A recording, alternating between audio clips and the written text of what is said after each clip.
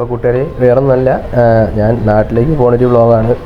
അപ്പം ഞാൻ ഹോസ്റ്റലിൽ നിന്ന് ഇറങ്ങി വയ്യായിരുന്നു, ചെറിയ ഹെൽത്ത് ഇഷ്യൂസ് കൊണ്ടാണ് നാട്ടിൽ പോണത്. ഹോസ്റ്റലിൽ നിന്ന് ഇറങ്ങി ഞാൻ മജസ്റ്റിക്കിലേക്കുള്ള ബസ് കയറിയിട്ടുണ്ട്. അപ്പം നമുക്ക് ഇവിടുന്ന് മജസ്റ്റിക് എത്തിയിട്ട് മജസ്റ്റിക്കിൽ നിന്ന് ശാന്തിനഗർ പോയിട്ട് അവിടെ നിന്നാണ് ബസ്. അപ്പം ഞാൻ ഓൾറെഡി ബസ് ബുക്ക് ചെയ്തായിരുന്നു, ഏതാണ്ട് 9:20 9:50 അടുത്ത് എനിക്ക് ടിക്കറ്റ് കിട്ടി. അപ്പം ഞാൻ മജസ്റ്റിക്കിലേക്കുള്ള ബസ്സിൽ കയറി ടിക്കറ്റൊക്കെ എടുത്തിരിക്കുകയാണ്. കണ്ടക്ടർ ഫ്രണ്ടിലുണ്ട്. അങ്ങനെ മജസ്റ്റിക്കിലേക്കുള്ള യാത്രയാണിത്. ബാക്കി വിശേഷങ്ങൾ മജസ്റ്റിക്കിൽ ചെന്നിട്ട് പറയാം ഗൈസ്. അങ്ങനെ മജസ്റ്റിക് എത്തി. ഞാൻ മജസ്റ്റിക്കിൽ നിന്ന് ശാന്തിനഗറിനുള്ള ബസ് കയറിയിട്ടുണ്ട്. അവിടെ ആൾക്കാർ ബസ് കയറാൻ വേണ്ടി നിൽക്കുന്നേ ഉള്ളൂ, ആൾക്കാർ കയറിയും വരുന്നുണ്ട്. അപ്പം ഒരു ചേച്ചിയാണ് ടിക്കറ്റ് കൊണ്ടുവരുന്നത്.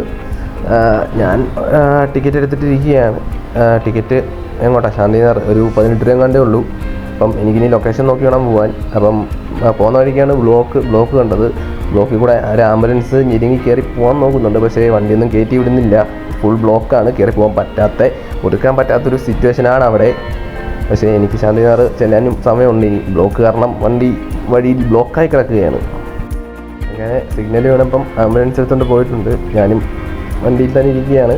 അങ്ങനെ നമ്മൾ ശാന്തിനഗർ എത്തിയിട്ടുണ്ട്. ഞാൻ ബസ് ഇറങ്ങിയിട്ടുണ്ട്. ബസ് വേറെ ഏതോ വഴിക്കാണ് പോയിരിക്കുന്നത്, പണി നടക്കുന്നുണ്ട്. നമുക്ക് നോക്കിക്കഴിഞ്ഞാൽ കാണാൻ മൊത്തം പണി നടന്നുകൊണ്ടിരിക്കുകയാണ്. ക്രെയിനൊക്കെ കിടപ്പുണ്ട്.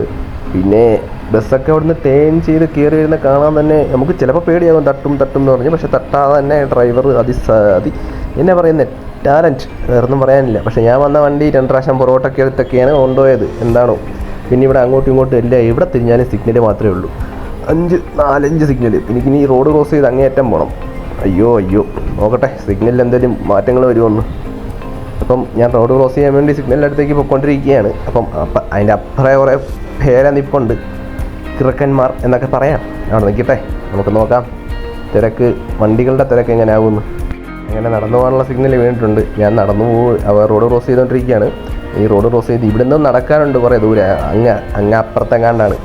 അപ്പം റോഡ് ക്രോസ് ചെയ്ത് ഞാനവിടെ നിന്ന് എനിക്ക് ഫോണിൽ നോക്കി കഴിഞ്ഞപ്പോഴത്തേക്ക് ലൊക്കേഷൻ ഭയങ്കര കൺഫ്യൂഷൻ. എനിക്ക് ആ റോഡിൻ്റെ സെൻറ്ററിലൊക്കെയാണ് ലൊക്കേഷൻ കാണിച്ചു തരുന്നത്. ബട്ട് വയ്യാതെ ബാഗും തൂക്കി പോകാൻ ഭയങ്കര പാടായിരുന്നു. ലാസ്റ്റ് ഞാൻ അവിടെ വന്ന് ഇരുന്ന് വണ്ടി ഇങ്ങോട്ട് വരുമെന്ന് പറഞ്ഞു. പക്ഷേ എന്നിട്ട് ഞാൻ നോക്കിക്കഴിഞ്ഞപ്പം ഇവിടെ അല്ല ലൊക്കേഷൻ, കുറച്ചുകൂടെ പോകണം ഇവിടുന്ന്. അപ്പോൾ പിന്നെ ചെറുതായിട്ട് മഴ ചാരി തുടങ്ങിയായിരുന്നു. രാത്രി വണ്ടിയൊക്കെ വരുന്നത് ഭയങ്കര വെട്ടമാണ്, കണ്ണൊക്കെ അടിച്ചു വണ്ടിയുടെ വെട്ടത്തിൽ നോക്കിക്കഴിഞ്ഞാൽ. അങ്ങനെ ഫൈനലി ഞാൻ ബസ് ബുക്ക് ചെയ്ത ബസ്സിൻ്റെ ഓഫീസിലേക്ക് എത്തിയിട്ടുണ്ട്. ഇവിടെ വേറെ എങ്ങോട്ടൊക്കെയോ പോകാനുള്ള ആൾക്കാർ ഇഷ്ടംപോലെ നിൽപ്പുണ്ട്. എൻ്റെ ബസ് വരണമെങ്കിൽ 9 മണി കഴിയും, 9:50 ആ സമയം കണ്ടാവും. ഇപ്പം ഏകദേശം സമയം 8:30 ആവുന്നതേ ഉള്ളൂ. അപ്പം ബാക്കിയുള്ളവരെല്ലാം ബസ്സിങ്ങനെ ഓരോ ബസ് വന്നിവിടെ നിർത്തുന്നു. അതിലേക്ക് ലഗേജ്, അതുപോലെ തന്നെ ആൾക്കാർ കയറേണ്ട ആൾക്കാർ, അങ്ങനെ എല്ലാവരും കയറി പോകുന്നുണ്ട്. എൻ്റെ വണ്ടി വരാൻ ലേറ്റാവും. അങ്ങനെ സമയം ഒരു 9:50 ആയപ്പോഴത്തേക്ക് എൻ്റെ ബസ് വന്ന് ഞാൻ ബസ്സിൽ കയറി.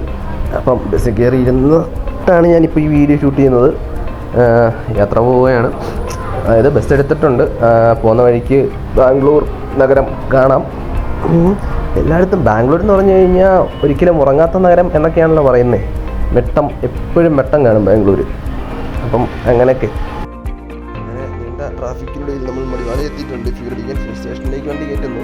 മടിവാളയിൽ നിന്ന് ആള് കയറാനുണ്ട്. എന്നിട്ട് മടിവാളയിൽ നിന്ന് നോക്കിക്കഴിഞ്ഞാൽ കാണാം, ഉത്സവമാണെന്ന് തോന്നുന്നു, ലൈറ്റൊക്കെ ഉണ്ട്. എന്നിട്ട് നമ്മൾ മടിവാളയിൽ നിന്ന് ആളെ കയറ്റി അവിടെ നിന്ന് യാത്ര പതുക്കെ വണ്ടി മൂവാക്കുന്നു.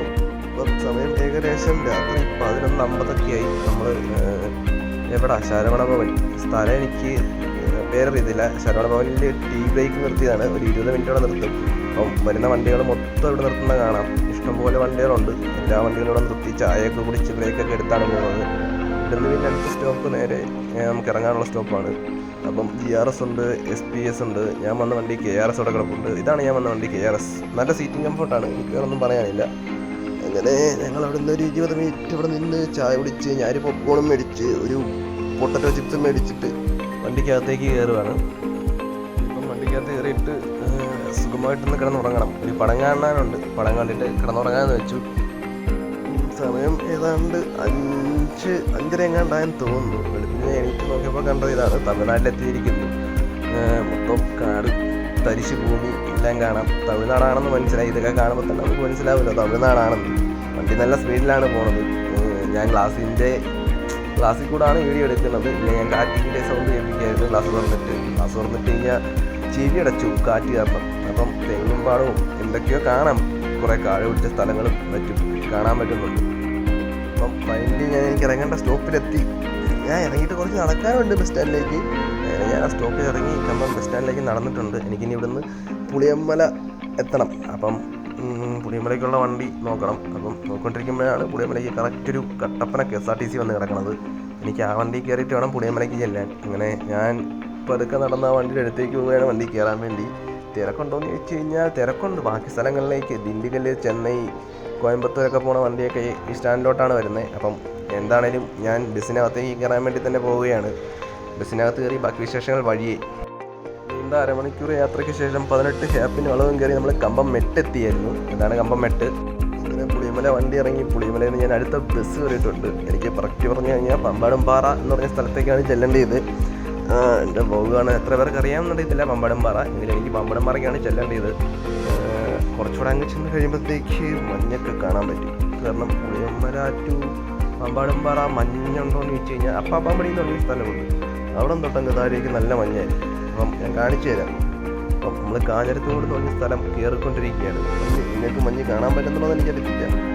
എൻ്റെ വീടിൻ്റെ ഫ്രണ്ടിലൊക്കെ ഈ ഒരു സെയിം ക്ലൈമറ്റ് ആയിരിക്കും മഞ്ഞ്.